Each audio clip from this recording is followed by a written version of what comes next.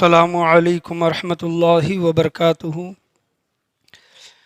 نحمدہ ونصلی علی رسولہ الکریم الصلاۃ والسلام علی سید الانبیاء والمرسلین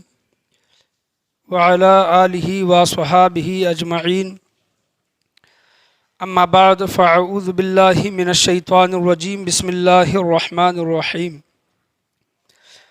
نحن اولیاؤکم فی الحیات الدنیا وفی الآخرہ صدق اللہ و مولانا رسولہ النبی الامین المکین الکریم وعلی آلہ الشاہدین والشاکرین والحمد للہ رب العالمین۔ آئیے ہم اور آپ اپنی غلامی کا ثبوت دیتے ہوئے گنبد خضراء میں آرام فرمانے والے آقا حضور تاجدار مدینہ سرور و قلب و سینہ جناب احمد مجتبیٰ محمد مصطفیٰ صلی اللہ علیہ وسلم کی بارگاہ گوہربار میں درود و سلام کا ہدیہ نچھاور کریں۔ پڑھیے بآواز بلند اللہم صلی علی محمد وعلی آل محمد وبارک سلم صلو علیہ الصلاۃ والسلام علیک یا رسول اللہ صلی اللہ علیہ وسلم۔ اور ایک مرتبہ بلند آواز سے نبی اور آل نبی کی بارگاہ میں درود و سلام کا ہدیہ نچھاور کریں۔ اللہم صلی علی محمد وعلی آل محمد وبارک سلم صلو علیہ الصلاۃ والسلام علیک یا رسول اللہ صلی اللہ تعالی علیہ وسلم۔ شاعر کہتے ہیں عالم دین بھی تھے، اولیاء اللہ بھی، اللہ کے ولی بھی تھے، شاعر بھی تھے۔ کہتے ہیں حضور سیدنا غوث اعظم رضی اللہ تعالی عنہ کی شان میں اشعار لکھتے ہیں کہ دل بند نبی بغداد میں ہے، دل بند نبی بغداد میں ہے، فرزند علی بغداد میں ہے، شبیر کا ہے وہ نور نظر، شبیر کا ہے، یہاں پر شبیر یعنی امام حسین رضی اللہ تعالیٰ عنہ، فرزند علی یعنی حضرت علی رضی اللہ تعالیٰ عنہ کے بیٹے، تو شبیر کا ہے وہ نور نظر، ایسا حسنی بغداد میں ہے، یعنی آپ کا حسب و نسب، آپ کا خاندان حسنی بھی ہے وہ حسینی بھی ہے، تو شبیر کا ہے وہ نور نظر، ایسا حسنی بغداد میں ہے دونوں بھی کتنے پیارے نگر۔ شاعر کہتے ہیں ہے دونوں بھی کتنے پیارے نگر، قربان ہے ان پر جان و جگر، ہے دونوں بھی کتنے پیارے نگر، قربان ہے ان پر جان و جگر، نبیوں کا نبی طیبہ میں ہے، نبیوں کا نبی طیبہ میں ہے، ولیوں کا ولی بغداد میں ہے، ہو مانگنے والا گر ضدی، شاعر کہتے ہیں کہ ہو مانگنے والا ہو گر ضدی، پڑ جائے گی جھولی پھر چھوٹی، گر مانگنے والا ہو ضدی پڑ جائے گی جھولی بھی چھوٹی، ہر چیز وہاں سے ملتی ہے، کس شے کی کمی بغداد میں ہے، ہر چیز وہاں سے ملتی ہے، کس شے کی کمی بغداد میں ہے۔ مقطع ہے، شاعر کہتے ہیں کہ ہوں یوں تو بدایوں نی سالم، ہوں یوں تو بدایوں نی سالم، پر اصل میں بغدادی ہوں، رہنے کو کہیں بھی کیوں نہ رہوں، رہنے کو کہیں بھی کیوں نہ رہوں، پر روح میری بغداد میں ہے۔ یہ سیدنا سرکار غوث اعظم رضی اللہ تعالیٰ عنہ کے شان میں سالم القادری صاحب نے یہ اشعار بیان کیے ہیں۔ آج جو میری تقریر کا عنوان، جو موضوع جو چل رہا ہے، پچھلے جمعہ بھی شان غوث اعظم رضی اللہ تعالیٰ عنہ پر تھا کہ حضور غوث اعظم رضی اللہ تعالیٰ عنہ کی شان میں نے آپ کے سامنے پچھلے جمعہ بیان کی تھی۔ اس جمعہ بھی اسی موضوع پر میں بیان کرنا چاہوں گا کہ 24ویں پارہ سورہ حامیم السجدہ کی میں نے آپ کے سامنے آیت پڑھی۔ اللہ تبارک و تعالیٰ قرآن مجید فرقان حمید میں اپنے ولیوں کی شان بیان کرتا ہے، ان کی صفت بیان کرتا ہے۔ قرآن مجید فرقان حمید میں خطبے کے بعد میں نے آپ کے سامنے آیت پڑھی کہ اللہ تبارک و تعالیٰ فرما رہا ہے اعوذ باللہ من الشیطان الرجیم بسم اللہ الرحمن الرحیم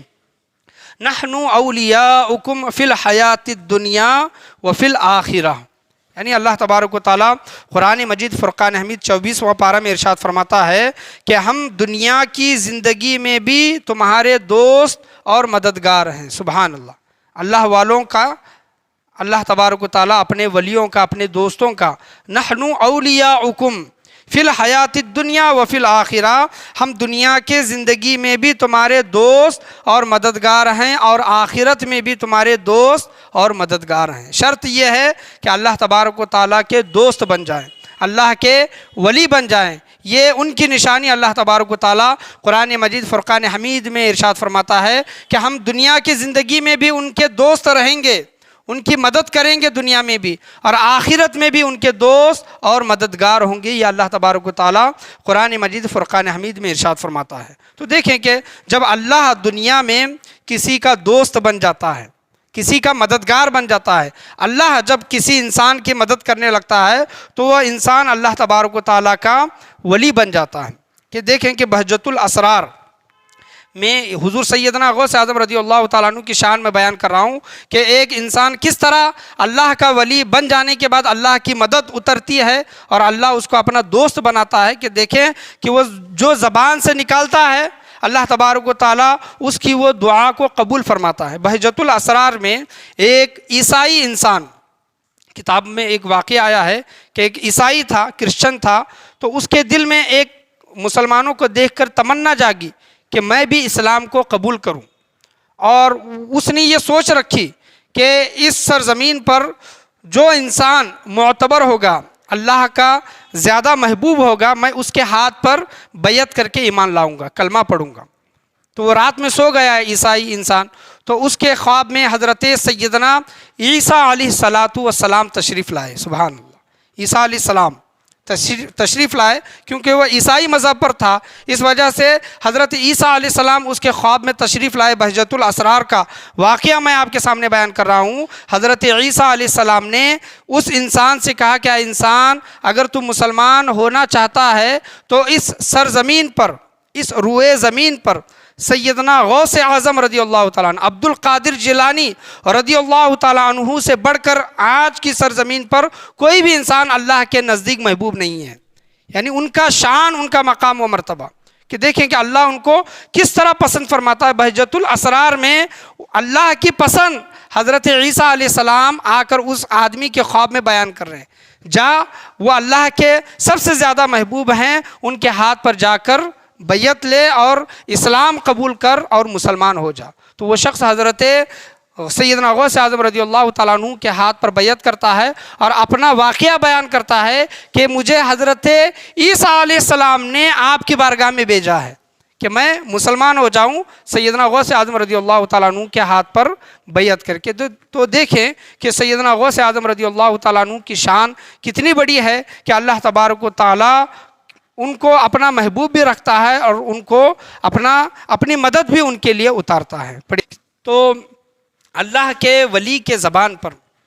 ولیوں کے زبان پر جو نکلتا ہے تو اللہ تبارک و تعالیٰ وہ قبول بھی فرماتا ہے، اور تقدیر میں اگر لکھا ہوا ہے تو ولیوں کے زبان کی تاثیر یہ ہوتی ہے، اللہ ان کو اپنا محبوب اس طرح بناتا ہے کہ ان کی بولی ہوئی بات کو اللہ تبارک و تعالیٰ تقدیر بنا دیتا ہے۔ کہ دیکھیں کہ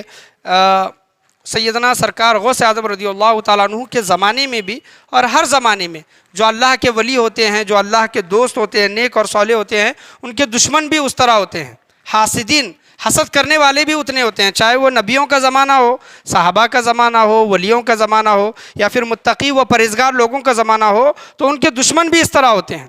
تو دیکھیں کہ سیدنا غوث اعظم رضی اللہ تعالیٰ عنہ کے چرچے، شہرت جب بڑھنے لگی، جب آپ اونچے مقام پر پہنچ گئے تو حاسدین کی تعداد بھی بڑھ گئی، دشمنوں کی تعداد بھی بڑھ گئی۔ تو کچھ لوگوں نے یہ سوچا کہ یہ جو کرامتیں وغیرہ جو دکھاتے ہیں، تو چلو آج ان کے کرامتوں کا بھانڈا پھوڑ دیتے ہیں۔ یعنی یہ جو کرامتیں کرتے ہیں یہ تمام جھوٹے ہیں، ان کا یہ عقیدہ، ان کا یہ نظریہ تھا۔ تو انہوں نے ایک پلان کیا اور ایک زندہ انسان کو جنازے میں سلا دیا،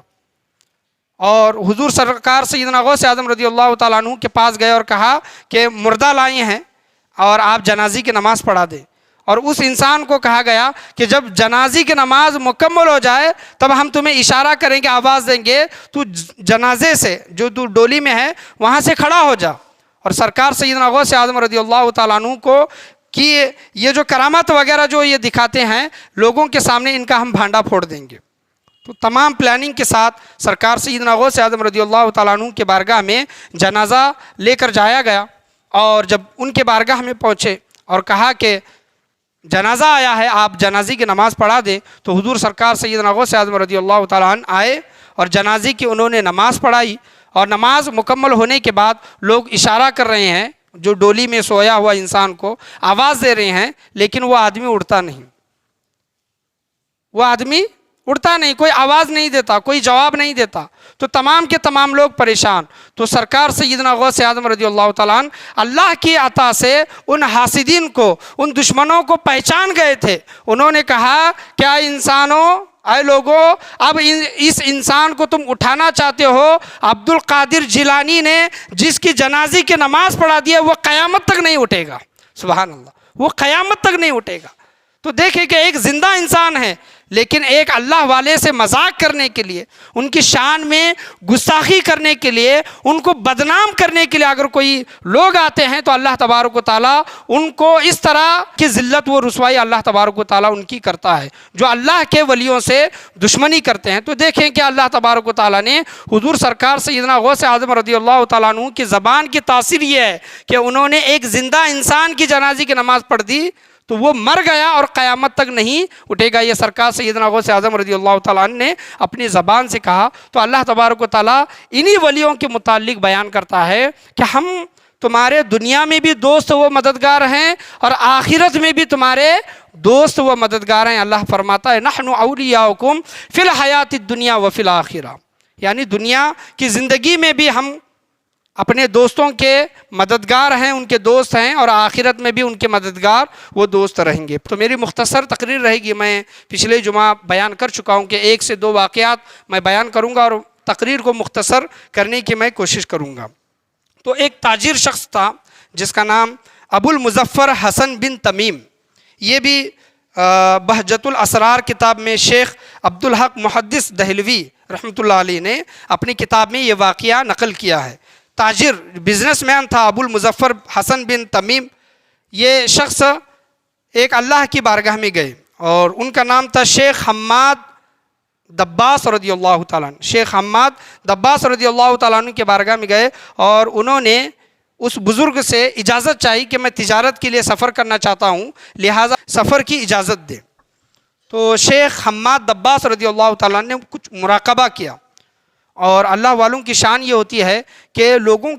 کچھ لوگوں کو اللہ تبارک و تعالیٰ یہ شان عطا کرتا ہے کہ اس کے تقدیر میں کیا ہونے والا ہے، آگے کیا ہونے والا ہے، لوح محفوظ پر وہ تمام کے تمام چیزیں پڑھ لیتے ہیں۔ یہ اللہ والوں کی شان ہے، اللہ تبارک و تعالیٰ اپنے کچھ ولیوں کو، دوستوں کو یہ شان عطا کرتا ہے۔ شیخ حماد دباس رضی اللہ تعالیٰ نے اس شخص کی تقدیر پڑھی اور کہا کہ تو اس سال تجارت کے لیے سفر نہ کر، اگر تو اس سال تجارت کے لیے سفر کرے گا تو تیرا مال بھی لوٹ لیا جائے گا، ڈاکو لوگ تیرا مال بھی لوٹیں گے اور تجھے قتل بھی کر دیں گے۔ تو شیخ وہ انسان پریشان ہوا، پریشانی کے صورت میں باہر آیا اور وہ دل ہی دل میں سوچنے لگا کہ میں نے تو پورا ارادہ کر لیا تھا، پوری سفر کی تیاری کر لی تھی، مال بھی جمع کر لیا تھا، صرف سفر کرنا باقی تھا، اور شیخ نے، پیر و مرشد نے یہ کیا کہہ دیا۔ تو وہ پریشانی کی صورت میں حضور سرکار سیدنا غوث اعظم رضی اللہ تعالیٰ عنہ کی بارگاہ میں جاتا ہے اور ان سے اجازت طلب کرتا ہے کہ میں سفر کرنا چاہتا ہوں، لہٰذا میرے لیے دعا فرمائیں اور مجھے سفر کی اجازت دیں۔ تو حضور سرکار سیدنا غوث اعظم رضی اللہ تعالیٰ عنہ اس کو اجازت دیتے ہیں اور کہتے ہیں کہ جا، تجھ پر اللہ کا فضل ہوگا اور تجارت میں منافع ہوگا۔ وہ شخص حضور غوث اعظم رضی اللہ تعالیٰ عنہ کی دعا حاصل کر کے سفر کے لیے نکلتا ہے اور اپنا پورا مال 1000 دینار میں وہ بیچ دیتا ہے، اور دینار کی تھیلی حمام خانے میں جب نہانے کے لیے جب جاتا ہے تو حمام خانے کے محراب میں وہ رکھ دیتا ہے اور رات میں سو جاتا ہے۔ وہ شخص رات میں سو جاتا ہے اور رات میں اس کو خواب کیا آتا ہے۔ بہجت الاسرار شیخ عبدالحق محدث دہلوی رحمۃ اللہ علیہ اس واقعے کو بیان کرتے ہیں کہ اس کو رات میں خواب اس طرح آتا ہے کہ ڈاکو لوگ اس کے قافلے پر حملہ کر دیے ہیں اور جتنے بھی قافلے میں لوگ ہیں تمام کو قتل کر رہے ہیں، اور ایک ڈاکو اس شخص، اس تاجر کے پاس آتا ہے اور اس کی بھی گردن اڑا دیتا ہے، اس کا تمام جتنا بھی مال تھا وہ لوٹ لیتا ہے۔ جب یہ خواب کا منظر یہ بیان کرتے ہیں، جب یہ جاگتے ہیں تو کیا دیکھتے ہیں کہ اپنے گردن پر کچھ خون لگا ہوا ہے اور گردن پر کچھ کٹنے کے آثار بھی نظر آتے ہیں، اور جب اس کو یاد آتا ہے کہ میں حمام خانے میں، غسل خانے میں اپنے پیسے، اپنے اشرفیہ دینار میں بھول کر آیا ہوں، تو وہ جا کر تمام کے تمام 1000 دینار لے کر وہ شیخ حماد دباس رضی اللہ تعالیٰ عنہ کے پاس آتا ہے جب حضرت حماد دباس رضی اللہ تعالیٰ عنہ اس تاجر شخص کو دیکھتے ہیں تو وہ کہتے ہیں کہ جو تو مجھ کو تحفے وہ اشرفیاں وغیرہ جو تو دے رہا ہے یہ مجھے مت دے، اس کے حقدار سیدنا عبد القادر جیلانی غوث اعظم رضی اللہ تعالیٰ عنہ ہیں، ان کی بارگاہ میں جا کر تو یہ پیش کر۔ اس کی وجہ یہ بیان کرتے ہیں کہ میں نے جو چیز تمہارے سامنے بیان کی تھی کہ تمہیں قتل کیا جائے گا، تمہارا مال لوٹ لیا جائے گا، قافلے کو لوٹ لیا جائے گا، وہ در حقیقت اللہ تبارک و تعالیٰ نے تقدیر میں تمہارے لکھ دیا تھا، لیکن سیدنا غوث اعظم رضی اللہ تعالیٰ عنہ نے 70 مرتبہ اللہ کی بارگاہ میں دعا کر کے تمہارے تقدیر کو خواب میں تبدیل کر دیا ہے، سبحان اللہ، خواب میں بدل دیا ہے۔ وہ سرکار سیدنا غوث اعظم رضی اللہ تعالیٰ عنہ کی بارگاہ میں جا کر تحفے و تحائف پیش کرتا ہے تو سرکار سیدنا غوث اعظم رضی اللہ تعالیٰ عنہ بیان کرتے ہیں کہ جو تجھے خواب آیا تھا در حقیقت ہونا ہی وہی تھا، ہونا ہی وہی تھا، حقیقت میں وہی ہونا تھا، لیکن میں نے اللہ کی بارگاہ میں 70 مرتبہ التجا کر کے تمہاری تقدیر کو خواب کی شکل میں بدل دیا ہے، سبحان۔ تو یہ ولیوں کی شان ہوتی ہے، نگاہ ولی میں وہ تاثیر دیکھی، بدلتے ہزاروں کی تقدیر دیکھی۔ اسی وجہ سے بولا جاتا ہے کہ لوگوں دعائیں لو، دعائیں حاصل کرو، چاہے اپنے ماں باپ سے ہو، استاد سے ہو، یا پھر پیر و مرشد سے ہو، بڑے لوگوں سے ہو، بزرگوں سے ہو، دعائیں حاصل کرو، کیونکہ ایک دعا ایک ایسی چیز ہے کہ دعا تقدیر کو بھی بدل دیتی ہے۔ یہ بات آپ مانتے ہیں کہ نہیں مانتے کہ دعا تقدیر کو بھی کیا کر دیتی ہے؟ بدل دیتی ہے۔ کچھ تقدیریں ایسی ہوتی ہیں، یہاں پر میں یہ بھی چیز بیان کرنا چاہوں گا، کچھ لوگ اعتراض کر سکتے ہیں کہ اللہ نے تقدیر میں جو لکھ دیا ہے وہ کیسے بدل سکتا ہے؟ تقدیروں کے الگ الگ قسمیں ہوتی ہیں، یہ بھی چیز میں نے آپ کے سامنے بہت پہلے اور بہت بار بیان کر چکا ہوں کہ کچھ تقدیریں ایسی ہوتی ہیں جو بدلی نہیں جاتی، وہ ہر حال میں آنی ہی ہے۔ اگر اس تقدیر کے متعلق نبی بھی اگر دعا کرنا چاہیں تو اللہ تبارک و تعالیٰ نبیوں کو روک دیتا ہے، وہ تقدیریں اولیاء اعظام بھی بدل نہیں سکتی۔ کچھ تقدیریں ایسی ہوتی ہیں جو دعاؤں سے، صدقہ و خیرات سے، یا پھر اچھے نیک اعمال کرنے کی وجہ سے اللہ تبارک و تعالیٰ ان تقدیروں کو بدل دیتا ہے۔ تقدیریں بدلنے کی ایک صورت یہ بھی ہے کہ اولیاء اعظام، بزرگان دین اگر دعا کر دے تو ان کی دعا میں ایسی تاثیر ہوتی ہے کہ اللہ تبارک و تعالیٰ تقدیر کو بھی اللہ تبارک و تعالیٰ بدل دیتا ہے۔ ہم یہ دیکھتے رہتے ہیں نا کہ کبھی کبھی ہم کو بھی خواب آتے ہیں کہ نہیں آتے، کہ خوابوں میں سانپ ہم کو کاٹ رہا ہے، ہم ندی میں گر رہے ہیں، یا پھر پہاڑ سے گر رہے ہیں، یا پھر کوئی چیز ہمیں نقصان پہنچا رہی ہے۔ خواب میں ایسا بھی آتا ہے کہ کبھی کبھی ہم مر گئے ہیں یا پھر کوئی نقصان وغیرہ ہوا ہے، تو عین ممکن ہے، ہو سکتا ہے،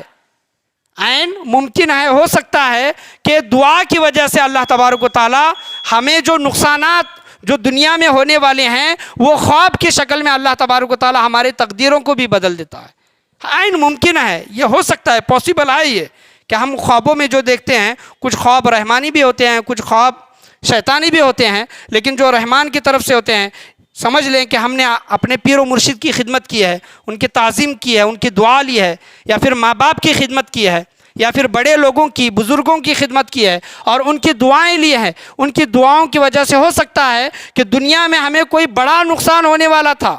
اللہ تبارک و تعالیٰ نے اس بڑے نقصان کو چھوٹے نقصان میں تبدیل کر دیا ہے کہ نہیں؟ ہم راستے سے چل رہے ہیں، گاڑی سے ٹکراتے ٹکراتے ہم بچ گئے، تو یہ کیسے ہوا؟ گاڑی سے ٹکراتے، عین ممکن ہے کہ ہم جا رہے تھے کہ ایک بڑے کھڈے میں گرتے گرتے ہم بچ گئے، کسی نے ہم کو بچا لیا۔ عین ممکن ہے کہ ہم بیمار ہوئے تھے، گولیاں کھانے کی وجہ سے اللہ تبارک و تعالیٰ کی طرف سے ہمیں شفا یابی مل گئی۔ یعنی بڑی بیماری آنے سے اچھا ہے کہ اللہ تبارک و تعالیٰ نے ایک چھوٹی بیماری، سردی زکام وغیرہ، یہ بخار دے کر اللہ تبارک و تعالیٰ نے ہمیں ٹھیک کر دیا، تو ہو سکتا ہے کہ ہماری تقدیریں بھی بدلتی ہوں، یہ ہم اور آپ لوگ جان نہیں سکتے۔ وہ تو اللہ والے تھے جنہوں نے انسانوں کی تقدیر بھی بتا دی، شیخ حماد دباس رضی اللہ تعالیٰ عنہ ہو یا پھر حضور غوث اعظم رضی اللہ تعالیٰ عنہ، وہ جو تاجر جو شخص تھا اس کی تقدیر بھی بتا دی کہ تم اگر تجارت کرو گے، تم سفر کرو گے اور اس سال جاؤ گے قتل کر دو گے، تقدیر بھی بتا دی اور تقدیر کو بدل بھی دیا۔ لیکن آج وہ چیزیں بتانے والے ہمیں نہیں ملتے، اور ہمیں پتہ بھی نہیں ہوتا کہ کس وجہ سے اللہ تبارک و تعالیٰ نے ہمارے تقدیروں کو بدل دیا ہے۔ ایک اسی طرح کا واقعہ قلائد الجواہر میں آیا ہے کہ شیخ ابو الخضر حسینی رضی اللہ تعالیٰ عنہ بیان کرتے ہیں کہ حضور غوث اعظم رضی اللہ تعالیٰ عنہ کا ایک خادم تھا، ایک غلام تھا، انسان آدمی، اور اس کو ایک ہی رات میں کئی مرتبہ احتلام ہوا، کئی مرتبہ اس کو احتلام ہوا، اور وہ حضور غوث اعظم رضی اللہ تعالیٰ عنہ کا خادم تھا۔ روایتوں میں، دوسری روایتوں میں آیا ہے کہ ایک ہی رات میں اس کو 70 مرتبہ احتلام ہوا، اور دوسری روایتوں میں قلائد الجواہر میں آیا ہے کہ کئی مرتبہ اس کو احتلام ہوا، اور اس نے خواب میں جو زنا کیا یا پھر صحبت کیا، کچھ عورتیں خواب میں ایسی تھی جن کو وہ جانتا تھا، اور کچھ عورتیں ایسی تھی، وہ خادم کہتا ہے کہ کچھ عورتیں ایسی تھی جن کو میں نہیں جانتا تھا، جن کے ساتھ صحبت ہوئی، جن کے ساتھ زنا ہوا۔ تو سرکار سیدنا غوث اعظم رضی اللہ تعالیٰ عنہ کی بارگاہ میں آ کر معروضہ پیش کرتا ہے کہ سرکار، آج رات میرے ساتھ ایسا معاملہ ہوا کہ مجھ کو کئی مرتبہ احتلام ہوا، اور خواب میں مجھے ایسے فحش منظر، غلط منظر دکھائی دیے کہ میں عورتوں کے ساتھ مباشرت کر رہا ہوں۔ تو سرکار سیدنا غوث اعظم رضی اللہ تعالیٰ عنہ بیان کرتے ہیں کہ تو آنے والے وقت میں اللہ نے تیرے تقدیر میں لکھ دیا تھا کہ تو زنا کرنے والا ہے، اور کچھ جانی پہچانی عورتوں کے ساتھ، کچھ انجانی عورتوں کے ساتھ تو زنا کرنے والا تھا، زنا کے بڑے کبیرہ گناہ میں مبتلا ہونے والا تھا، کہ اللہ تبارک و تعالیٰ کے فضل سے اور میری دعا سے اللہ نے تیرے تقدیر کو بدل دیا، میرا غلام ہے، اس وجہ سے وہ معاملہ میں نے خواب ہی میں کر دیا۔ یعنی وہ گناہ کا بھی اس نے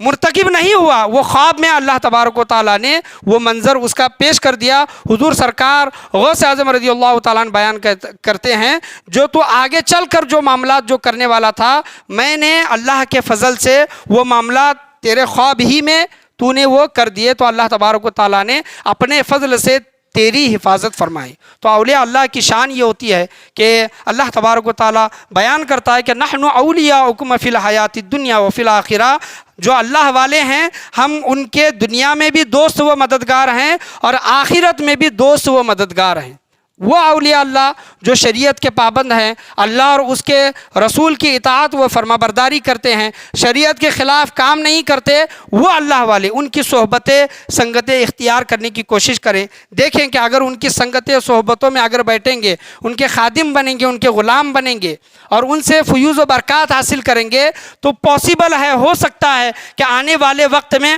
اگر ہمارے تقدیر میں گناہ کرنا لکھا ہوگا، ہمارے تقدیر میں کوئی بھی ایک بڑا گناہ کرنا لکھا ہوگا، اس اللہ والے کے صدقے طفیل میں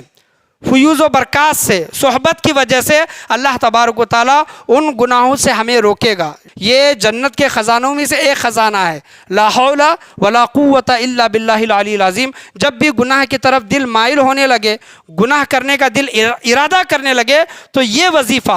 وظیفہ عام طور پر ہر ایک کے لیے اس کو اجازت ہے کہ لا حول ولا قوت الا باللہ العلی العظیم۔ نیکی کی توفیق اور گناہوں سے بچنے کی طاقت اللہ تبارک و تعالیٰ ہی کی طرف سے عطا ہوتی ہے، جو بلند و عظمت والا ہے۔ یہ وظیفہ ہمارے